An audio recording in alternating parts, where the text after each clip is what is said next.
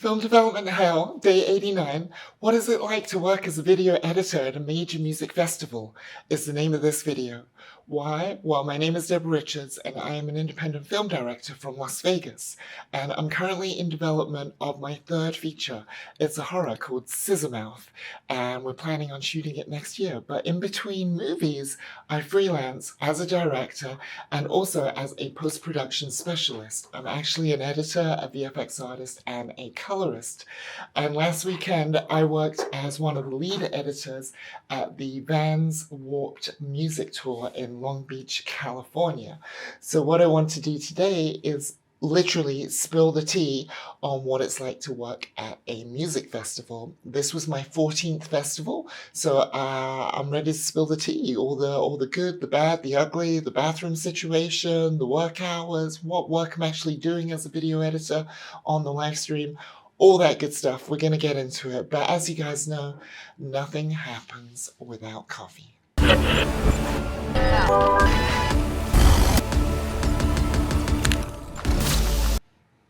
Cheers. So, what is it like to work at a music festival? Before I jump into that, I just want to make a couple quick announcements. This is my 89th video in 6 months, and while I try to do videos every single day, Monday through Friday, I realized that that pace is just not practical anymore because it is literally taking away from my creative time. So from now on, I'm going to post 3 times a week, Monday, Wednesday, and Friday at 12 o'clock Pacific Standard Time. So hopefully that'll give a nice balance of letting you guys into my life as a film director and seeing behind the scenes what goes on, while actually giving me a little bit of quality of life. And because I want to be able to wake up early and the first thing on my mind is artistic stuff, not, oh my gosh, I gotta do a YouTube video. So I've always said I'm a filmmaker first and foremost. I'm a filmmaker way before I'm a YouTuber. So that's what's going on. And so Mondays, Wednesdays, and Fridays. Also, we're fast approaching the 100th episode, and so if you have any questions whatsoever, put them down in the comments below, and I'll answer them in the 100th episode. #100. If you want to ask anything about my journey in the film industry, or anything about the film industry, or anything about me personally, don't ask my age. No one needs to know my age. So, but yeah, #100, put them down in the comments. And while we're there, thank you so much for following along on this journey. To my roughly 250 subscribers, you're amazing. Thank you so much. And if you're not subscribed, please click on the like and the subscribe and the alert bell and all that stuff that every YouTuber always says. But honestly, it really does help the channel grow. And it costs you nothing. So, cool, let's get into it. Let's spill the tea. So the first thing I want to talk about is, what does a video editor actually do on a live stream at a music festival? And to be honest, it can range from a whole bunch of things. And usually when I get to the music festivals, I have no idea what I'm going to be doing until I get there. It's always different. I usually work with the live stream. So as the festival is happening, it's being broadcast around the world on the net. And so the jobs range from, I'll kind of go through them, from the most mundane to probably the most exciting. So starting with the most mundane job, and out of 14 festivals, I've only actually had to do this once. The most boring job on a edit team is to literally just kind of, get a VOD stream of the artist, chop between the different cameras, top and tail it, put a lower third on it, put a bug on it. Bug is like a watermark. Check that everything's okay, and then just export it out to a server so that the artists can watch their performance. And usually that's actually in the contract of the festivals, that the artists get a copy of their performance. And so, one of the most boring, mundane jobs would be cutting VOD strings for the artists. But the jobs just get more interesting from there on up, and I've only ever had to do that once. So Other jobs include, so sometimes festivals have acts finishing at different times on different stages, but the live stream needs to be continuous. So sometimes they need things to fill in those gaps in between when one artist finishes and another artist starts. So usually there's like a production crew, like an ENG crew, electronic news gathering crew who run and gun, and they go out there usually in like 2 or 3 people teams, like a camera person, a producer, and a sound person, and they'll be running around the festival to create little segments. And those segments they could range from interviewing the public to interviewing an artist to a gag to a bit to whatever. And they'll bring that back, and I'll have to edit it really quickly into some kind of narrative, color it, sync the sound, put it together, get notes from a field producer, apply those notes, and then get it out on the live stream on time, so it goes out at a predetermined time so that it's all smooth and gravy. So that's fun. And then another thing is, one thing that I did at the Vans Warped Tour last weekend in Long Beach was I would edit stage tosses, or sometimes called stage throws, stage tosses. And basically what that is like a host saying, hey, and next up on the main stage, we have one of my favorite bands from blah, blah, blah, blah, blah. Please welcome Sublime. Okay, and those will get shot in the morning, a whole bunch of them, and then we got to edit them. We got to, sometimes there'll be multiple cameras on those. We got to sync them, color them. If there's a host, their lower third needs to come up, and the animations are usually provided to us ahead of time. But sometimes those animations, there's problems. There could be a spelling mistake on them. There could be a new artist added to the roster last second that doesn't have a lower third that we've then got to customize from the After Effects files that they give us. So those are stage tosses, and those are fun. Those are easy. And then one of my favorite things at festivals, and also similarly to the stage tosses, are the interviews. They're kind of halfway in between like a stage toss and an ENG gag or bit. Because they'll have a host, and they'll have probably multiple cameras and the artists and lower thirds and color and syncing and all that good stuff. And all these things, before they go out on the live broadcast, they have to get approved by a producer, right? So I finish it up. I let my post-production supervisor know. We upload it somewhere. Some producer looks at it, then they send notes, and or if it's okay, then I export it again to the broadcast truck in a special format for them to send out, and then they send that out. Another job that sometimes I get not stuck doing, but I get assigned, and something that I enjoy very much, and I'm a bit of a specialist at, is daily recaps. So while those ENG groups and all the other cameras on stages, and the helicopter, and the drone, and the fly cams, and the steady cams, and the static cams, and all the cams, basically come into DIT, digital imaging technicians, who catalog it, log it, ingest it, all that good stuff. And then I pull from them and I create a daily recap video of the festival. Now, sometimes this is played at the end of the day on the live stream as like a recap. Sometimes it's played first thing in the morning the next day to show people what they're missing out on, and hopefully stimulate some more ticket sales on the day, if there are ticket sales on the day to be had. So that is what an editor does on live streams at music festivals. And just FYI, I forgot to say, I've done 14 festivals now. I was one of the lead editors at EDC for 6 years. I've done Life is Beautiful in Vegas for 2 years. I've done Outside Lands in San Francisco for 3 years. I did Something in the Water in Virginia Beach a couple of years ago, the famous one that got rained out and never happened. There was a hurricane and we had to evacuate. That's a whole nother story, and I'll stick around till the end and I'll tell you that story. More recently, I've also done Countdown on New Year's Eve in San Bernardino in California. And of course, this week I did the Vans Warped Tour, which was my first time on that festival, and that was a lot of fun. But Debbie, what is it actually like to work at the festival? Well, that's a great question. I gotta tell you, it's insane. It is intense, it is high paced, and it is fast. Firstly, usually I'm in a shipping container. That shipping container is one of many shipping container offices backstage at a festival.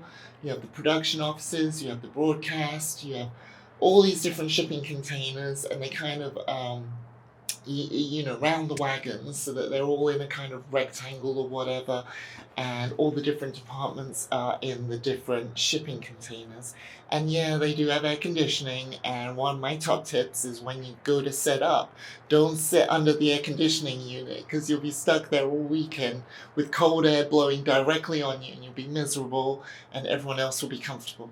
So, but yeah, we usually packed in like sardines into a shipping container, and typically there'll be like, four or so editors, a post production supervisor, a producer, and probably one, two, or three digital imaging technicians, usually about one or two digital imaging technicians, the DIT guys who bring in all the content and archive it, and then we pull from that content as editors.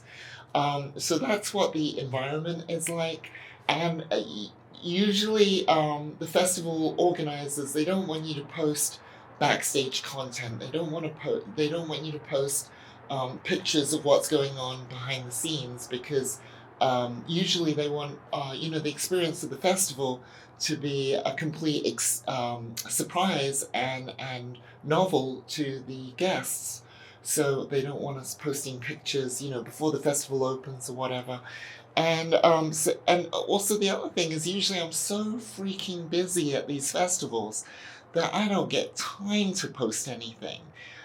In fact, the Vans Warped festival that I worked last week in Long Beach, that was my first time ever working a festival where I never went front of house once. There was no need. A, I was really, really busy all the time, and B, I've seen front of house festivals a billion times at this point. I know what they're like. They're all the same. There's a stage, a band, and lots of people. Um, and obviously not all festivals are created equal. Things like EDC in Las Vegas, which is host to 500,000 people in 3 days, that is worth going in front of house because it's just such a spectacle. It's just such a spectacle of lights and installations and art things. So yeah, so we're stuffed in like sardines in a tin can usually. Occasionally I'll work a festival where they have some kind of real building, indoor plumbing, which we'll get back to in a second, and it's nice to work in a real building with real bathrooms. That is a joy. But most of the festivals, you're in a shipping container. And one of my favorite festivals is actually Outside Lands in San Francisco in the Golden Gate Bridge Park. And it is absolutely beautiful because not only is that festival completely integrated into nature, but also where our shipping containers are, and the production office, and all of my little city behind the city is tucked away in the woods, and it's really beautiful. And at night there's fog, and it's a little mystical, and it's really super cool. It's much nicer than, like, for example, last week at the Vans Warped Tour, I was literally 50 yards from the ocean, and I never saw the ocean once because I'm back at house in the circus of all the shipping containers, and that was in a parking lot, and obviously that is a very different vibe than being nestled away in the woods, and which is really magical. So that's what the working conditions are like. Next, let's talk about the hours. There's no way to slice and dice this. Working at a festival is hard. Usually it's multiple days in difficult conditions, and you put together with a bunch of people that you may or may not know, and it's high pressure, and most importantly, very long hours. Okay, the worst is EDC. I work 14-hour days, and the festival the least I'll work in a day is 12 hours, and sometimes as much as 15 hours. So you work multiple days in a row, and it is long hours and really intense. But here's the wackadoodle thing about the edit team, okay? So on the first day of a festival, obviously, as editors, we set up, we get acclimated, we figure out what our job is, what our tasks are, what's expected of us, where everything is, where are the bathrooms, what's the password for the internet, all that kind of setup stuff. And then on the first day, we wait. And we always wait, twiddling our thumbs, because we can't edit anything until people have gone out and shot it. So there's always a lag. Like, I feel like the editors are the last to get the stuff. And so even though we might start early on the first day of a festival, we're literally twiddling our thumbs for the first 5 hours every time. And then it's just an insane barrage of content and people barking orders and notes and deadlines and pressure and thumping music in the background, because you got to remember, outside of the shipping container or inside the shipping container, all you hear for the weekend is like pulsing low-end bass thump pulsing sounds, and you're trying to concentrate and you're working long hours. So we're the last to get the content, really. Well, I guess the live stream is the last to get it because they actually broadcast. Usually there's like an hour delay on the live stream, so they're actually the last to finish. But I feel like on the last day of the festival, we're working late because we're still getting content, right? So the hours are brutal. And the first thing I do on day one at every festival after I get set up is I figure out where is the indoor plumbing. Because honestly, guys, porta potties at my age, I don't want to poop into a ditch. So the first thing I do is once I'm set up, I go in search of indoor plumbing. And if there isn't indoor plumbing, then what I'll do is I'll go to the main stage, figure out where the artist enclosure is, where the VIP artists are, and they usually have the nicer porta potties. So I like to poop on top of famous people's poop instead of in a ditch with the rest of the non-famous people in a porta potty. So I always find the good bathrooms because honestly, when I'm working those long hours, we do get fed regularly and they bring us food and it's always, well, it's not always good, it's mostly good. I'm still working while I'm eating, or I'm eating while I'm working, right? So on a 12 or 15-hour day, you need to break up the monotony of staring at a computer screen for 15 hours. So I like to break up my day with short walks, and the bathroom is usually the best excuse. So I find where the indoor plumbing is, or the really, really good artist porta potties, and throughout the day I'll take a quick jaunt to clear my mind and to empty my body.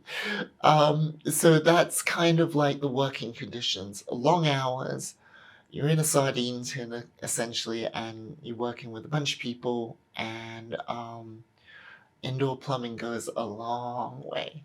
I also want to talk about the people. One of my favorite things about festivals is my festival family.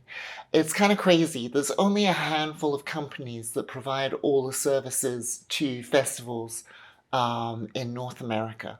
By the way, I've only worked festivals in North America. I haven't done international festivals yet. But there's only a handful of companies that provide all these services for these festivals. So it's really strange. At all of these festivals, I always see the same people or different combinations of the same people working for different companies. And I've also worked for different companies, yet still bump into the same people at festivals. Now, a lot of these people at festivals, it's the only time I ever see them. So I have a festival family, and back of house at festivals, people always say, when you say goodbye, people always say, I'll see you at the next one.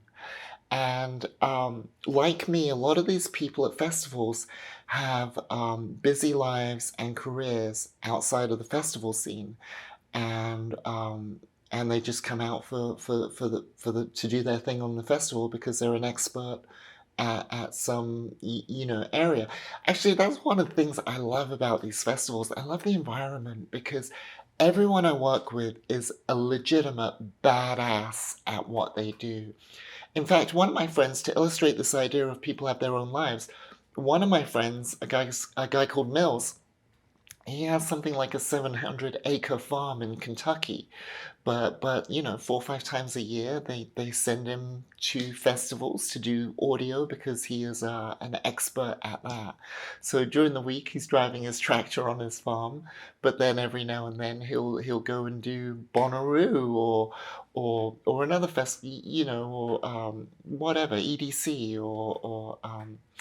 so it's really cool because I only ever see my festival family at festivals, and it's very cool to see these people because after doing 14 festivals, you bond. You can't even if you do one festival, you're going to bond with these people because you're stuck there for hours and hours and hours, and you're working intensely side by side.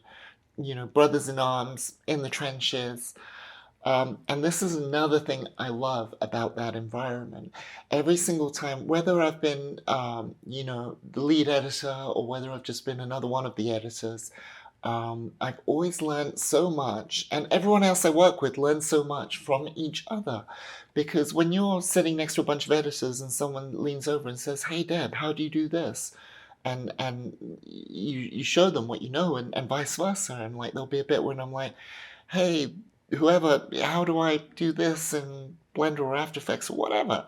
And they'll be like, "Oh, I know this tip. Oh, I know this tip." And you share those tips and you learn from each other and you grow. And it's really, really good because the only people that work at these festivals are really, really strong in their field. So when you have a bunch of people who are real experts in their field sharing tips and tricks with each other, it's pretty powerful. So I love the people, and yeah. What should we talk about next? Let's talk about how I got into it. So you might be thinking, this sounds great. Festival life is for me. How do I get into it? Um, I don't know if I'm the best person for advice on this because I'm not quite sure what the regular pathway to doing this is, but about nearly 10 years ago, EDC, the festival in Las Vegas, huge electronic dance music festival, if you're not aware, 500,000 people in 3 days, absolute chaos.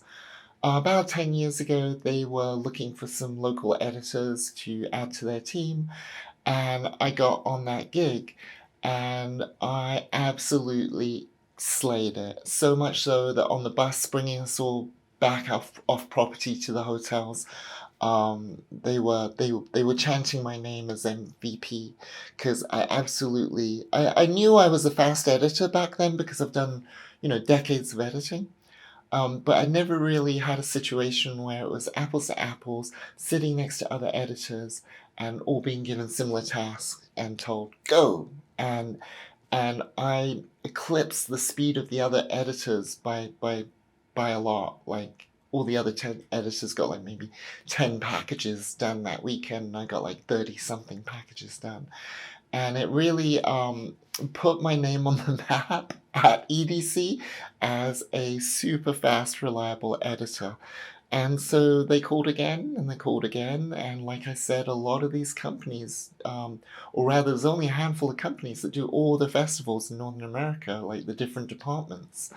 And so yeah, then I got called up for another festival, another one, and now last week, like I said, was my 14th festival, which is pretty cool, and I really enjoy it. Now let's talk about the money real quick, and I don't want to say specifically how much I make, because that wouldn't be fair to the other people that work at these events. But I do want to say that for bad bathrooms, the risk of bad food, insane hours, and really intense work for days, I get paid very well. It's definitely worth it. I get paid the same rate as I do daily to direct TV commercials, which is a fair chunk of change. So it's good. It's like I say, it's intense. It's not for everyone, and you got to kind of get into a certain mindset. In fact, the mindset I had when I went to the last festival was I just said to myself, I'm going in with a great attitude. I can't wait to see people. I'm there, I'm locked in for the hours, but the hours are gonna happen no matter what I do. All notes are love. Whatever notes I get, be grateful that they're giving me notes and that I'll be able to give them exactly what they want. And I had to kind of zen out and go in with this mindset. Because if I went in with a bad mindset, 8 hours into a day or 10 hours into a day, whatever, I'm probably getting, irritable, tired, hard to concentrate. My eyes are going screwy from staring at a screen so long. And now someone comes in with a note that I don't agree with that seems like they're just, doing it to hear their own voice. And that could tip me over the edge. And then I could be in a bad mood. And then when you're in a bad mood, every second feels like a minute, every minute feels like an hour. So yeah, you can't do that. And I've made that mistake in the past. I have, let life get in the way and kind of showed up at a gig not with the best mindset, and I've learned from that. So I just kind of zen out, and I'm just, resigned to the fact that I'm there for the hours. And then the other crazy way I think about it is, I love my home and the freedoms I enjoy, and my dog, and my life, and my studio, all of this stuff. And so I kind of say to myself, I'm going to war for a couple of days to fight, so that I can protect and keep the freedoms and things that I love back at home. And so when my dog sitter FaceTimes me and shows me Cookie, they tell me, don't forget this is what you're fighting for. And I see my dog and I'm like, yeah, this is why I'm doing these long hours, so that I can spend even longer hours enjoying the life that I've created for myself. So I think that's pretty much about it, about like what it's like to work as a video editor at a major music festival. If you enjoy this long form content and you're not subscribed, please click on the circle up here to subscribe. And yeah, thanks for being here, and I will see you all in a couple of days for more film development hell. Peace.